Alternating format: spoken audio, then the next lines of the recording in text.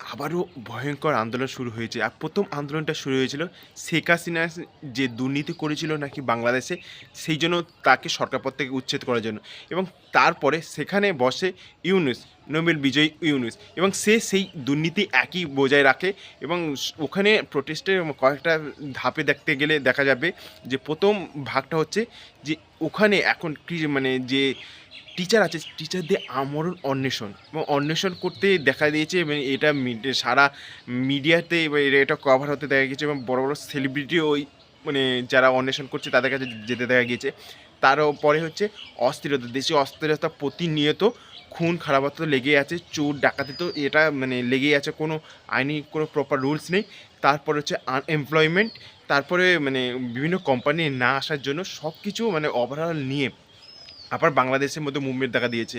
এবং কিছু কিছু এই মুভমেন্টে কিছু কিছু শেখ হাসিনা সমর্থককেও দেখা দিয়েছে, যারা হচ্ছে জয় বাংলা স্লোগান দিয়ে ওই মুভমেন্টের মধ্যে থাকতে দেখা গিয়েছে।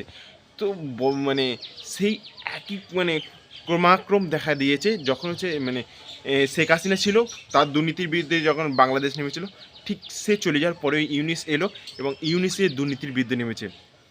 আসলে বাংলাদেশের যে প্রোটেস্টাররা ছিল, তারা ভেবেছিল যে শেখ হাসিনা চলে যাওয়ার পরে হয়তো বাংলাদেশ নর্মাল হবে, এবং যা কিছু মানে প্রবলেম হচ্ছে যখন আনএমপ্লয়মেন্ট থেকে শুরু করে সব কিছু, ওখানকার যারা স্টুডেন্ট প্রোটেস্টাররা ছিল তাদের যে ভাবনাটা ছিল সেটা কিন্তু হয়নি, তার বিপরীতটা দেখা গিয়েছে। দেশে হচ্ছে অস্থিরতা, এবং কোম্পানি মানে বিভিন্ন কোম্পানি দেশ থেকে চলে যায়, আনএমপ্লয়মেন্ট আনএমপ্লয়মেন্ট যে রেটটা ছিল সেটা আরও অধিক পরিমাণ বেড়ে যায়। বাংলাদেশ যে পরিমাণ গ্রো করছিল সেই গ্রোয়ের পরিমাণ ধীরে ধীরে কমে যায়। এইটাই হচ্ছে বাংলাদেশের আবার হচ্ছে আন্দোলনের মানে ডাক দিতে হয়েছে। আর এই আন্দোলন আজকে না হোক কালকের অবশ্যই হতো, বাংলাদেশের যেরকম পরিস্থিতি ক্রমাক্রমে হতে থাকছিল।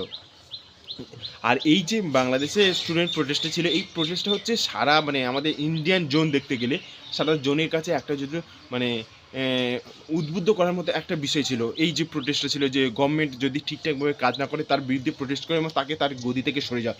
এরপরে দেখা গিয়েছে নেপালে বা শ্রীলঙ্কাতে এরকম প্রোটেস্ট হতে দেখা গিয়েছে। তো ইন্ডিয়া হয়তো অত বড় কান্ট্রি, এইটা পসিবল নয়, কিন্তু মানে পার্শ্ববর্তী দেশ ওই বাংলাদেশের ওই জিনিসটার জন্য উদ্বুদ্ধ হয়েছিল, এবং তারা তাদের সরকারকেও হঠিয়ে দিয়েছিল, এমন দেখা গিয়েছে নেপালকে।